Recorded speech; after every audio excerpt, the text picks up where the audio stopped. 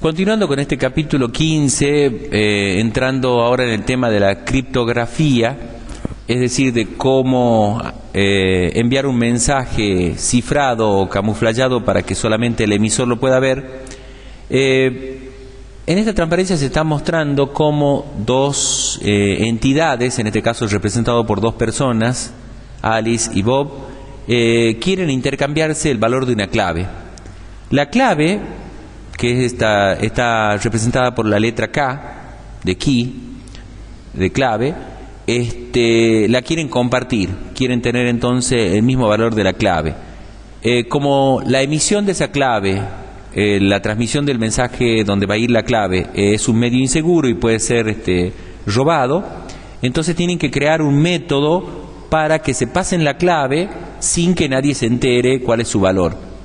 Acá entonces está mostrándose en esta transparencia que fue bajada de Wikipedia que esta clave se obtiene de la siguiente manera. En primer lugar, el emisor, que en este caso es Alice, va a usar una función, ¿sí? Que va a estar compuesta de un parámetro que va a ser público. Todo lo que se emita y se envíe por la red es público. Significa que hacemos de cuenta de que todo el mundo está viendo esto que se está emitiendo, ¿sí? Entonces, la base de esta función exponencial, que es G, va a ser pública. Luego, se va a aplicar una función, que en este caso va a ser una división, y me voy a quedar con el módulo, es P. Así que P, que bueno, luego nos vamos a enterar que esto es un número primo, que no va a ser tan solo un número primo definido, sino que es el producto de dos números primos grandes encima. Va a ser entonces el divisor de la división y nos vamos a quedar con el módulo. Es decir, la función va a ser la exponencial G elevado a la A, siendo A una clave privada del emisor. Así que va a usar este valor de la función y va a elevarlo a una clave privada A y luego le va a calcular el valor módulo de este número primo P.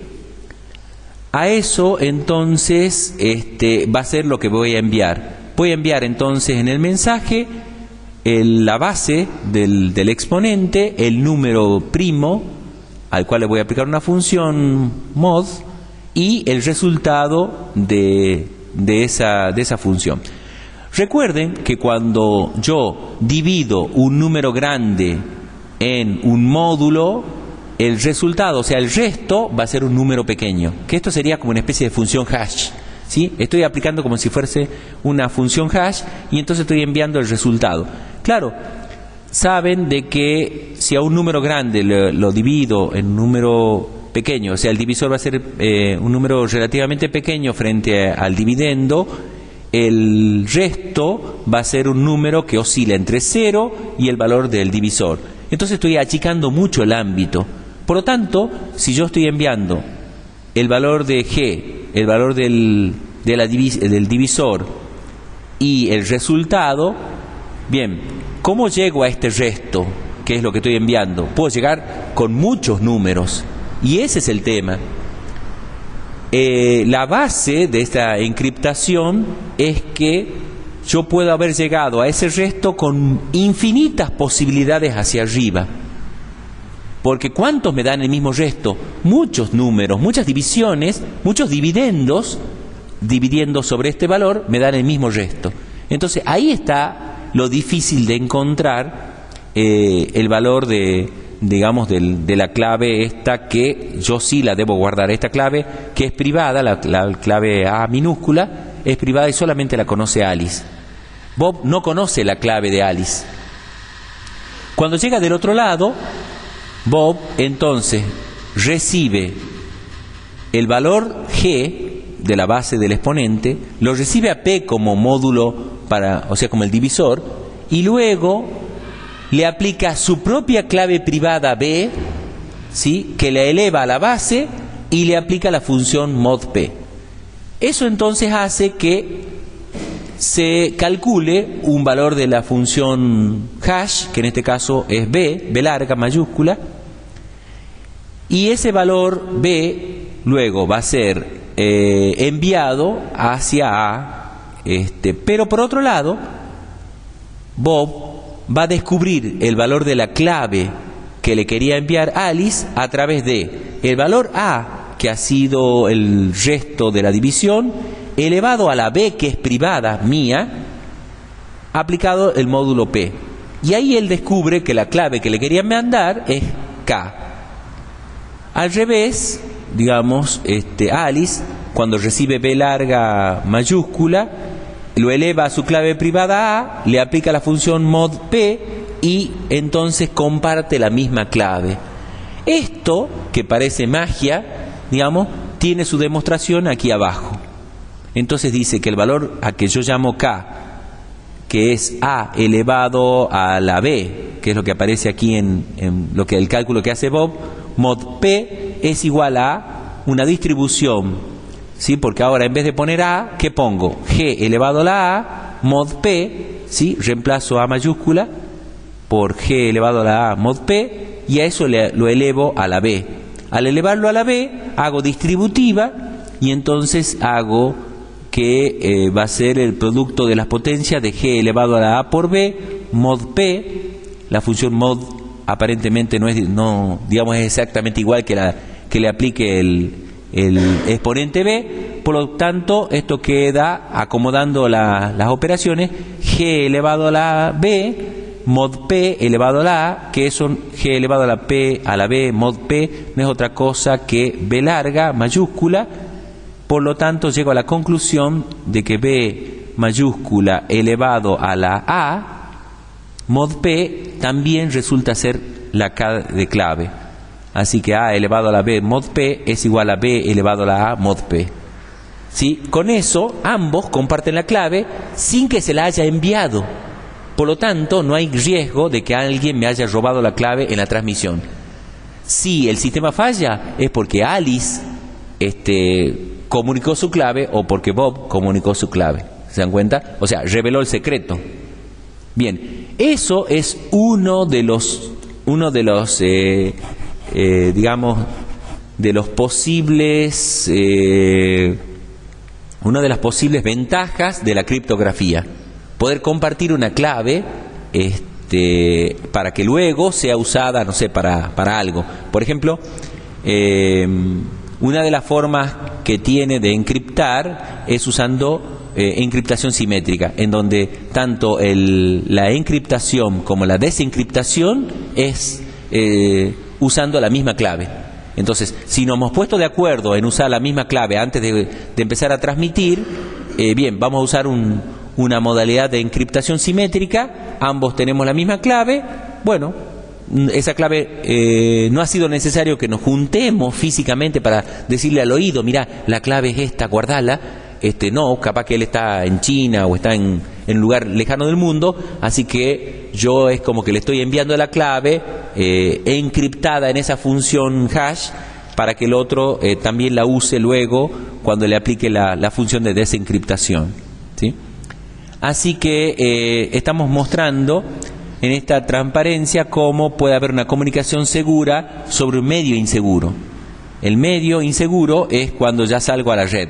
Así que el emisor escribe el mensaje en M, luego ese mensaje es lo que se llama el texto plano o el texto puro, sin encriptar. Luego le aplico un algoritmo de encriptación E y se usa la clave K como semilla para que se haga correr ese algoritmo de encriptación. Así que el algoritmo E de encriptación va a usar como semilla a K, clave, y se va a hacer sobre el texto M.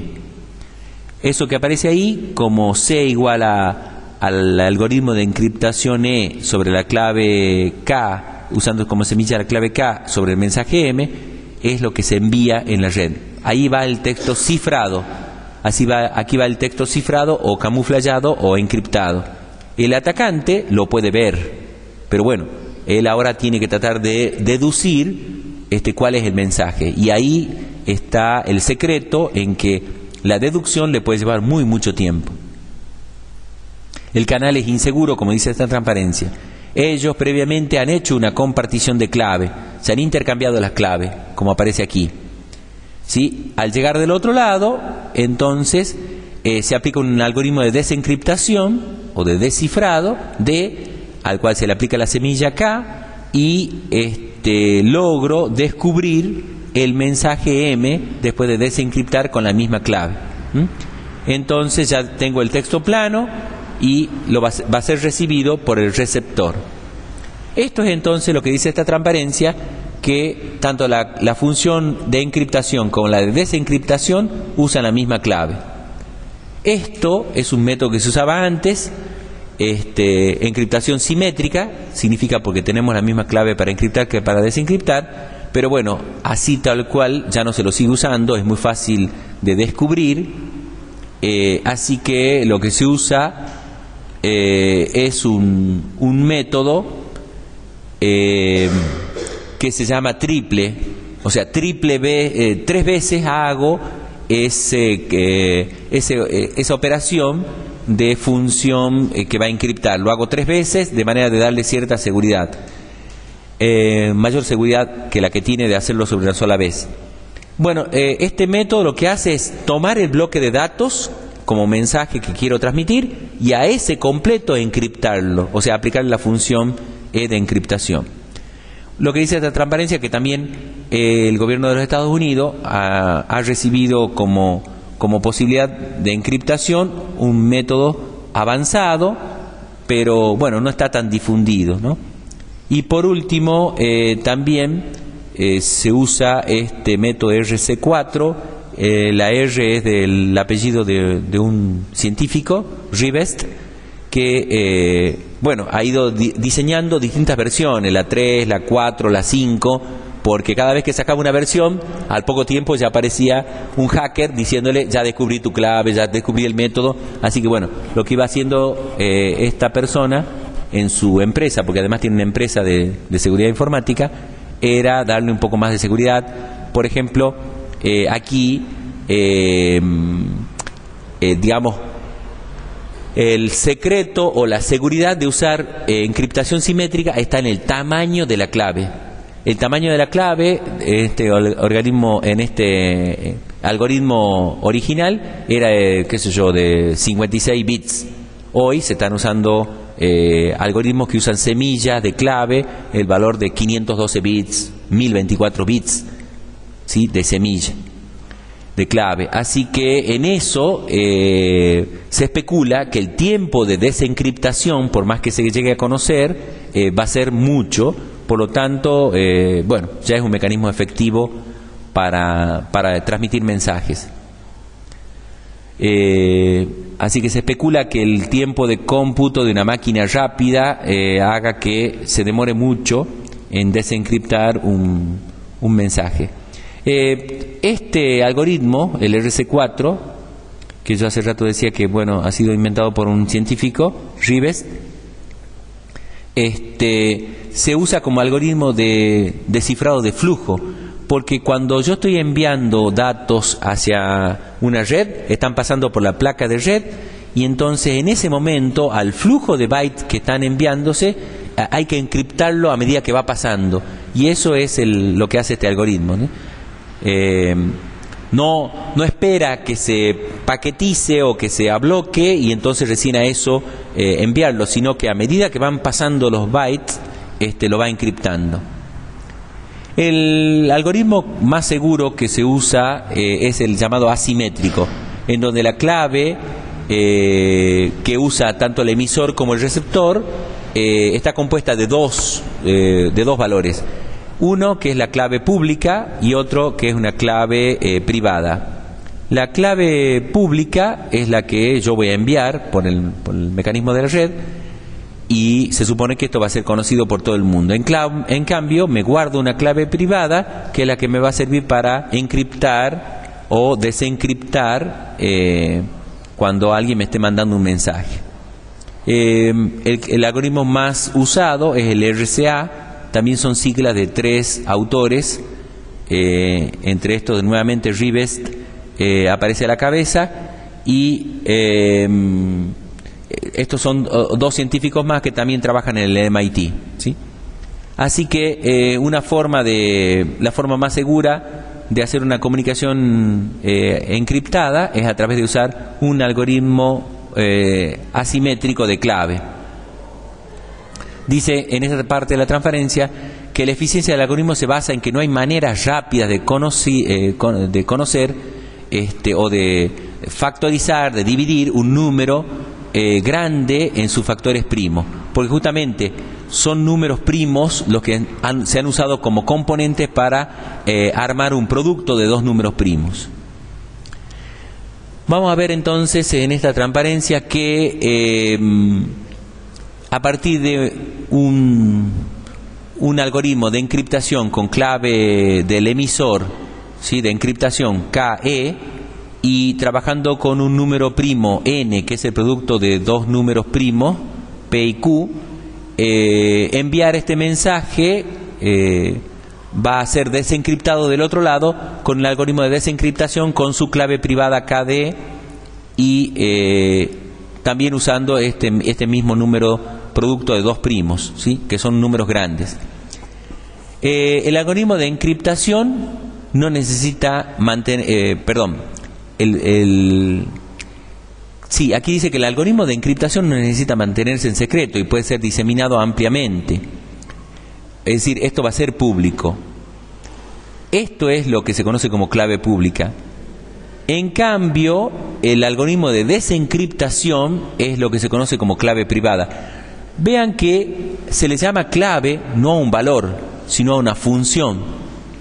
En este caso, cuando se habla de cifrado asimétrico, se le está llamando clave a la función, no al valor o semilla que se usaba antes como clave para encriptar o desencriptar. Bueno, se define n como un producto de dos números primos de gran magnitud, ¿sí?, que está compuesto de dos números primos a su vez, que son P y Q de 512 bits de cada uno, de longitud. Entonces el algoritmo de encriptación va a ser el valor M del mensaje elevado a la K, que es la clave de encriptación, módulo N, donde KE satisface la ecuación: el producto de la clave de encriptación por la clave de desencriptación módulo el producto de P-1 por Q-1 me tiene que dar 1. Todo esto es un desarrollo matemático que tiene una base y ha sido demostrado, etcétera, por estos tres matemáticos, de manera que el algoritmo de desencriptación puede ser encontrado como C, que es lo que yo estoy enviando como cifrado, elevado a la KD, este módulo N. Bastante parecido, si ustedes se fijan, bastante parecido a lo que mostrábamos en la transparencia cuando se están enviando información para descubrir cuál es la clave que estamos usando, ¿sí? Acá se está mostrando entonces este tema. El texto plano, el mensaje es denominado P, entonces lo ingreso al algoritmo de encriptación que usa como semilla la clave de encriptación KE. El resultado es que se cifra o se encripta el mensaje llamado C, y eso es lo que se envía por la red, ese texto cifrado. Al llegar del otro lado, le aplico un algoritmo de desencriptación con semilla KD de desencriptación, y eso me genera nuevamente el mensaje de partida P, que es el algoritmo de desencriptación aplicado a C que estoy recibiendo, descifrado, y aplicado a la clave de desencriptación, que por supuesto es privada, para poder entonces descubrir el valor del mensaje. Repito, es la demostración, usar la demostración de esta transmisión cuando usábamos, cuando veíamos que la clave K podía ser transmitida en un medio inseguro. Acá lo vemos numéricamente, para no complicarlo, y con números primos chicos, no de 512 bits ni nada por el estilo. Vamos a suponer que P vale 7, un número primo, y Q vale 13, otro número primo. Hacemos el producto de los números primos, me da 91, ese es el valor de N. Y luego calculamos el valor de P-1 por Q-1 y me da 72. ¿Por qué? Porque, bueno, P ahora vale 7, menos 1, 6, Q vale 13, menos 1, 12, así que 6 por 12, 72. Ese es el valor de P-1 por Q-1. Luego seleccionamos un valor K de E, esto es un valor de clave privada del lado del emisor, que es un primo relativo a 72. ¿Qué es un primo relativo? Es un número que, confrontado con otro número, digo que va a ser un primo relativo de él porque no tenemos factores comunes, no tenemos divisores comunes. Por ejemplo, el valor de 72 tiene un número primo relativo, el menor de los números primos relativos que se elige en este caso es 5.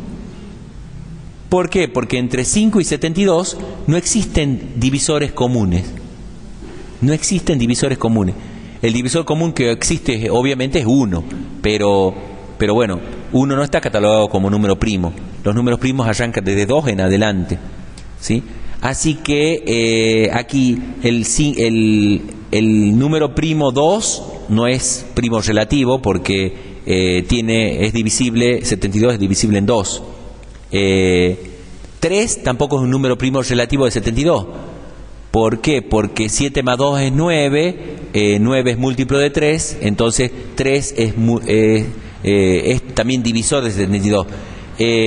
4 no es primo, tampoco es primo relativo. 5 es el primer primo relativo. Para arriba, 7 también es un número primo relativo, 11 es un número primo relativo de 72. Pero bueno, el primero que encontramos es 5. Y ese es el que elegimos. Aquí el sistema elige un número aleatoriamente, un primo relativo aleatorio. Y eso lo guarda como clave privada. Pero también un usuario podría haberlo elegido. Luego entonces, con el valor de K sub E igual a 5, calculamos el valor de K de desencriptación.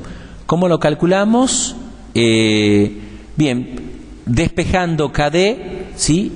Y viendo que esta ecuación se cumple. Por ejemplo, descubrimos que es 29. ¿Por qué? Porque 5 por 5, que es este valor, por 29 de la KD, es 5 por 9, 45, me llevo 4, 5 por 2, 10 y 4, 14. 145 módulo 72 es 1. La condición de que esto, para poder descubrir el valor de la clave de desencriptación, según la transparencia 19, es que este producto dé 1. Y justamente usamos esta característica, debe dar 1 el resto de la división, y 145 dividido en 72 me da 1, porque 72 por 2 es 144. Así cuando le sumo 1, es el módulo, o sea, el resto va a ser 1. Pero claro, no es el único producto KE por KD módulo 72 que da 1. Si yo le sumo 72 más para arriba a 145, me va a dar también que el resto de la división es 1. Y así, cíclicamente, me voy a ir hacia arriba. Por eso es lo difícil. Por eso es lo difícil que alguien pueda descubrir cuál es el valor que yo he usado. Porque esto es privado. El 29 va a ser privado del lado del receptor. Así que la clave pública va a ser en este caso, mi clave pública va a ser 5 y 91, y la clave privada va a ser en este caso 29 y 91. Así que yo voy a aplicar 5, él no va a saber que es 29 el KD, y va a conocer el 91, por lo tanto el 72 lo puede llegar a saber, ¿sí? Porque es el producto de...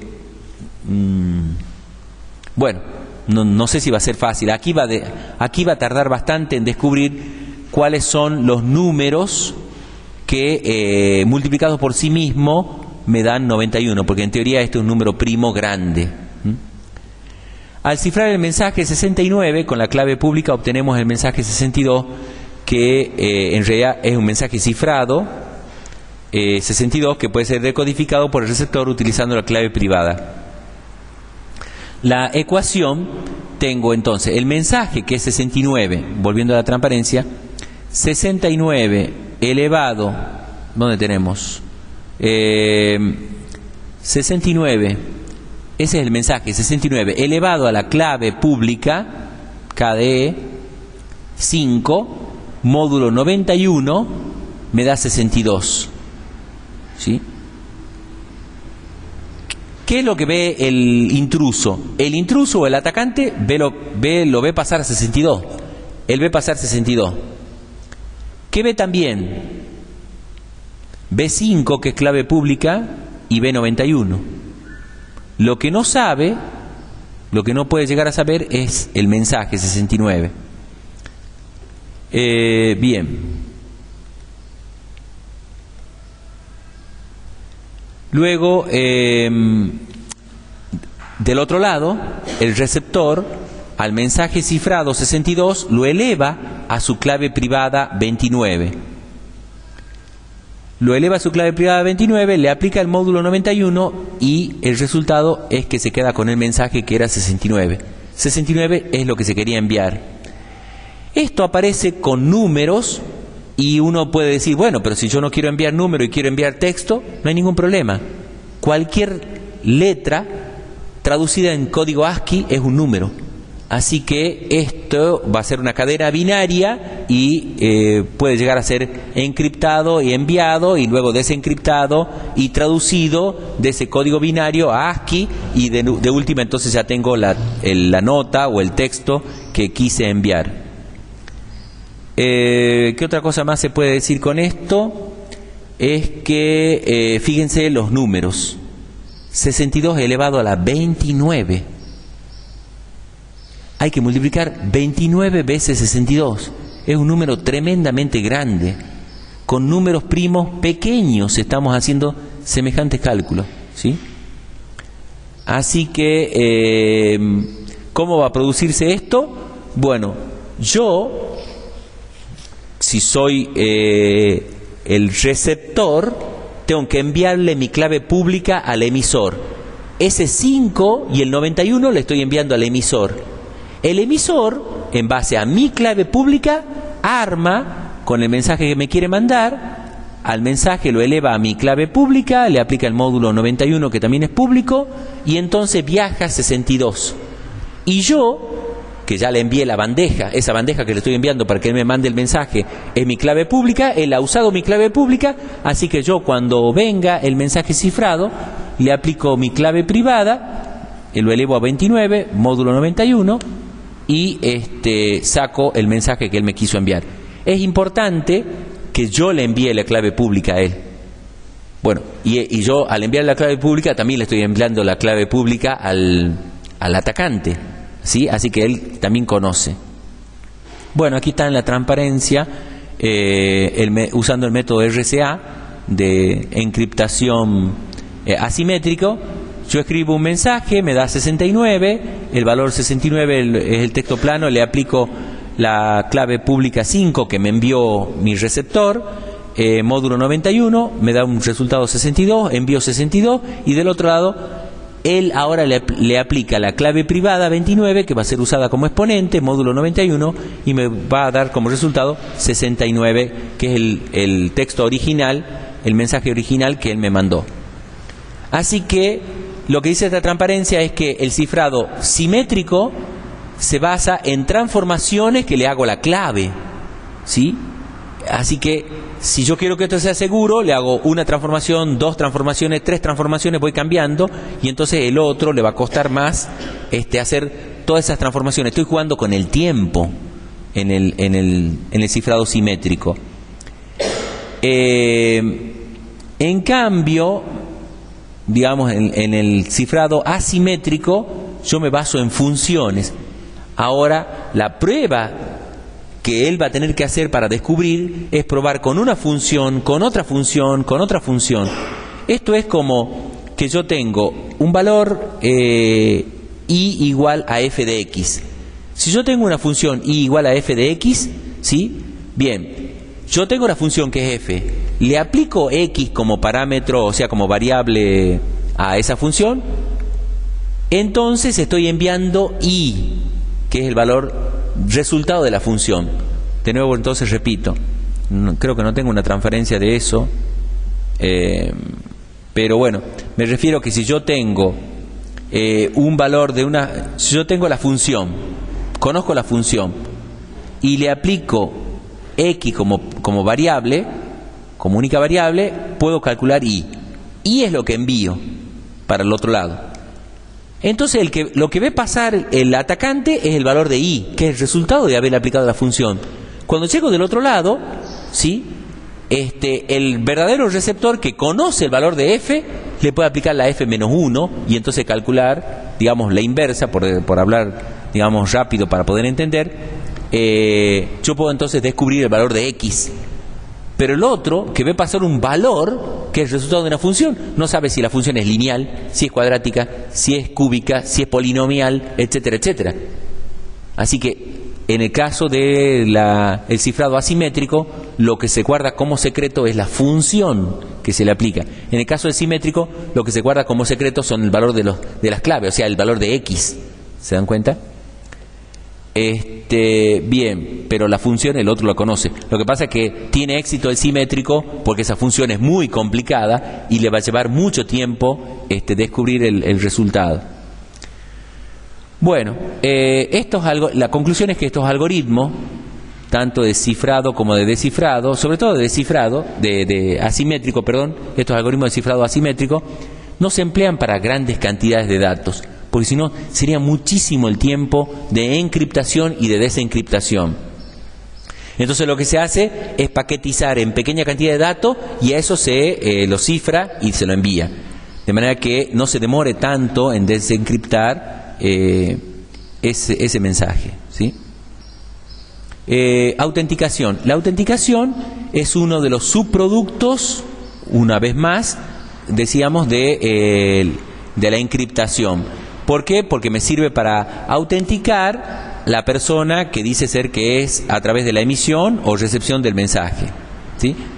Así que dice aquí que la autenticación es complementaria del cifrado y a veces sus funciones se solapan o redundan. ¿Cómo se puede hacer autenticación?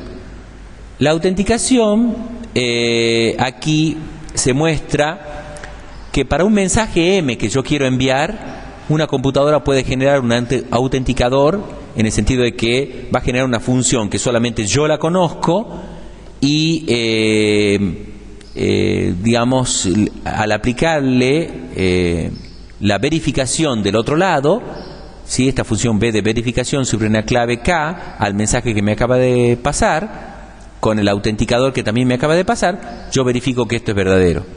Esto es simplemente enunciativo o declarativo para ver que yo tengo de alguna forma un verificador que me comprueba que el mensaje viene de la persona que quiero que venga, digamos. Así que vamos a verlo en un ejemplo, la autenticación cómo puede darse. Acá en esta autenticación se va a usar una función hash que hace entonces una acotación o hace un achique de un rango de valores grande a uno más chico. Entonces dice que si yo estoy enviando una función, aplicando una función hashing a un mensaje que está expresado en un bloque de datos, voy a generar un bloque de datos de tamaño fijo, y eso ya sabemos porque la función hash que nosotros hemos visto es la función resto. La función resto es mucho más chica y tiene un tamaño prefijado. Por lo tanto, si yo quiero enviar un mensaje, le aplico una función hash, voy a enviar el mensaje completo y la función hash de ese mensaje, por lo tanto es una cantidad determinada de bits, de manera que cuando llegue del otro lado yo tendría que aplicar una función hash de nuevo que la conozco al mensaje y comparar si la función hash que yo le estoy aplicando al mensaje que viene me da lo mismo que la función hash que él me está enviando. Si me da lo mismo, quiere decir que el mensaje no ha sido modificado. O sea, esta autenticación sirve además para cuando me manden un mensaje y me acompañe la función hash de ese mensaje, cuando llegue el mensaje y la función hash, yo le aplique de nuevo la función hash al mensaje por separado y compruebe que la función hash aplicado al mensaje que me ha llegado más la función hash que él me mandó, sean los mismos. Si son exactamente igual, el mensaje no ha sido alterado. Esa es la función, digamos, una de las consecuencias o de los beneficios de la autenticación. Además, verificar que el mensaje que me han mandado nadie lo ha tocado en el medio. Quizás lo hayan leído, pero bueno, no me lo han modificado por lo menos, ¿sí? Bien. Ahora vamos a ver el tema de cómo se puede certificar digitalmente a partir de las bases de la autenticación. Si yo estoy autenticando, puedo entonces además certificar digitalmente. ¿Por qué digitalmente? Porque es un archivo digital el que yo estoy enviando, no es un papel. Así que alguien va a poder autenticar lo que yo estoy enviando. Dice, el problema se encuentra en que cuando yo estoy recibiendo un mensaje, ¿realmente lo envió quien dice que lo envió? Bueno, entonces esto se llama certificación digital. Dice que lo que necesitamos es demostrar quién o qué posee una determinada clave pública. ¿Por qué? Porque como la clave es pública, todo el mundo la conoce, ¿cómo es posible, digamos, de qué manera yo me puedo dar cuenta de que alguien me está usando esa clave pública? Y entonces enviándome un mensaje y yo creo en el otro, porque como es su clave pública, bien, digamos, de qué manera yo puedo llegar a saber que es él. Lo que se hace es usar terceros, decíamos hace rato, que certifiquen, son organismos de confianza, que certifiquen que esa clave es la clave pública de esa persona emisor.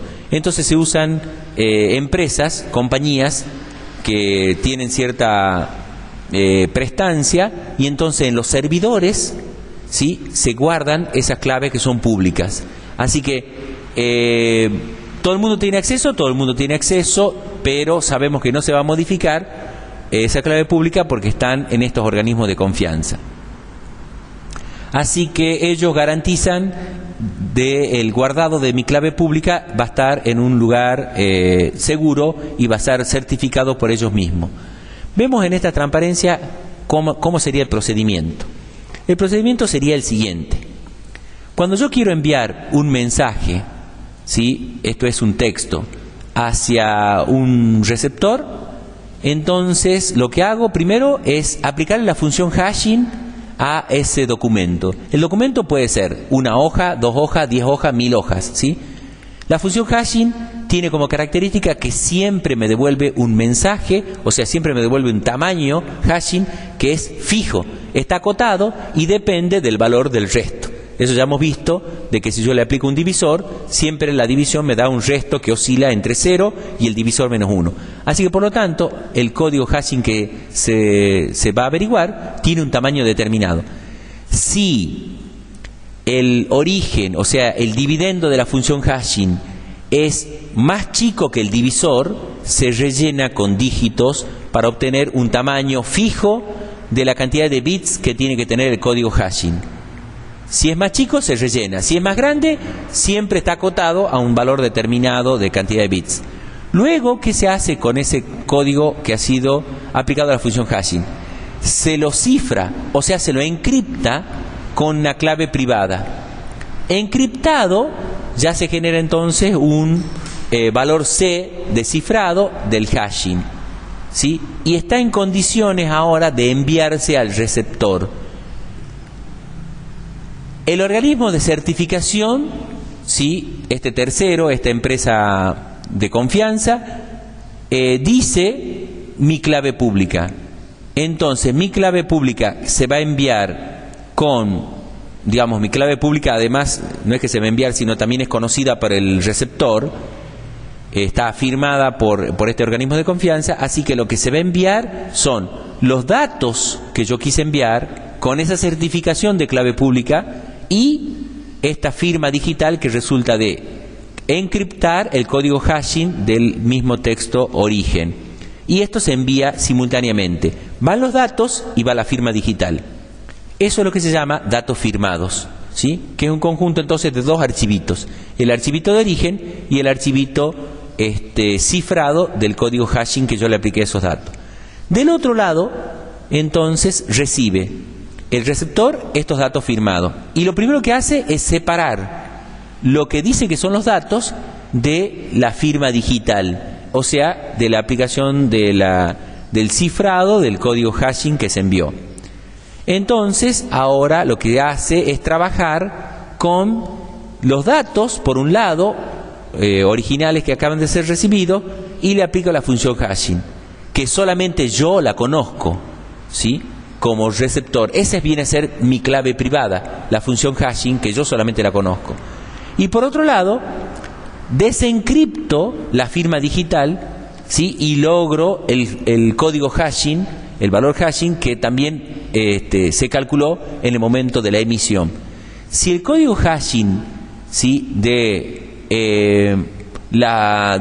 el código hashing que resulta de que yo acabo de aplicar la función hashing coinciden con la desencriptación de aquella firma digital, entonces si esos dos códigos hashing son iguales, acabo de concluir que el que dice que me ha enviado es realmente el que me ha enviado. ¿Por qué? Porque yo tengo su clave pública, acabo de aplicar la misma clave, digamos, de desencriptación, la clave pública que, digamos, de él, porque me dice, aquí dice descifrar con la clave pública. La clave pública que aparece aquí es la clave pública del emisor, que por supuesto es la que me acaba de certificar este organismo de confianza. Bien, esto, ¿para qué ha servido? Esto no ha servido para que, digamos, me roben la información. Aquí me puede haber robado la información. Lo que yo estoy certificando es que la operación o el mensaje que me ha enviado, certifico que es de la persona que dice que me lo ha enviado. Nada más. Pero aquí me puede haber robado la información que se ha transportado, ¿sí? Así que esta es una aplicación más de la encriptación de mensajes. Por último, en esta transparencia mostramos cómo hace Windows XP. Por supuesto es la versión NT 6 o 5 de NT, porque en realidad el kernel sigue siendo el mismo, de NT3, NT4, NT5 que es Windows 2000, esto sería un NT6. El kernel sigue siendo el mismo, así que en general en todos los Windows se usan mecanismos similares de seguridad. Windows se apoya en que los usuarios tienen que tener su cuenta de usuario y su contraseña, y tienen obviamente un ID único, como si fuera un DNI. Se usa un programa de logueo, es decir, un programa de ingreso, de autenticación, en donde el usuario, al escribir su ID,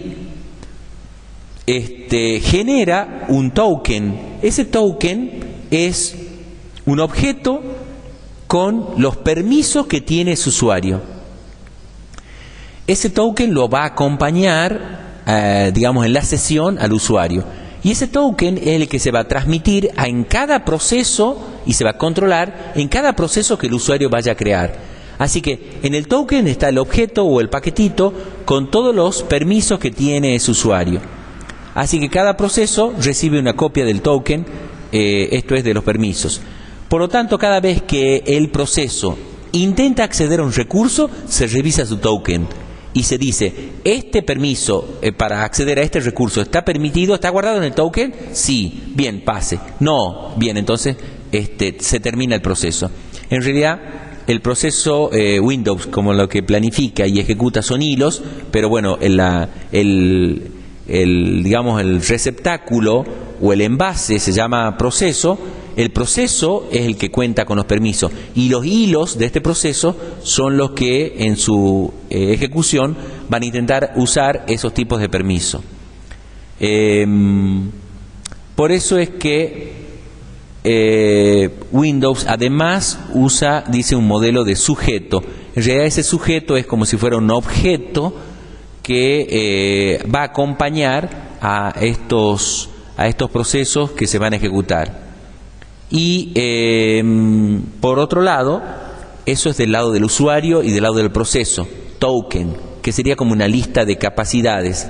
Por otro lado, Windows XP, por cada objeto, por cada recurso, tiene una lista de control de acceso. Esa lista de control de acceso tiene, lo que dice aquí, un descriptor de seguridad que indica cuáles son los permisos de acceso para todos los usuarios. O sea que tiene un doble control. Tiene lista de capacidades por cada usuario y proceso, y tiene lista de control de acceso por cada recurso que le establece qué permisos tiene cada usuario. Bien, con eso entonces estamos terminando.